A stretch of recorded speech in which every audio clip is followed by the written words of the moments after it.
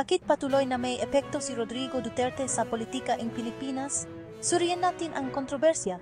Si dating Pangulong Rodrigo Duterte ay nananatiling matatag sa kanyang paninindigan tungkol sa kanyang madugong giyera kontra droga na kumitil ang libu-libong buhay.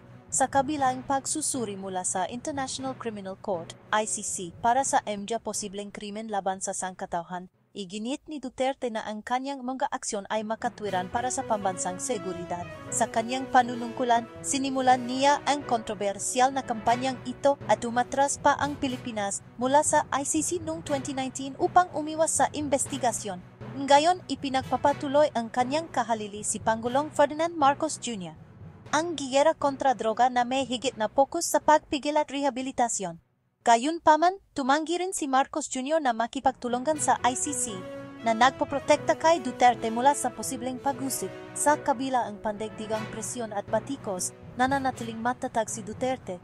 Inihayag pa nga niya ang kanyang kandidatura bilang alkalde ng lungsod ng Davao, isang hakbang na nagbibigay ang kaba sa mga human rights groups at MJ kalabang politikal. Tinitingnan nila ang kanyang pagbabalik sa politika ng may panggamba. Ang kanyang pagbabalik ay maaaring magdulot ng tensyon sa relasyon nila ni Marcos Jr. na magdadagdag pa ang komplikasyon sa kasalukuyang mainit na eksenang politikal sa Pilipinas. Abangan ang mga susunod na balita ukol sa pag-usad ng kwentong ito.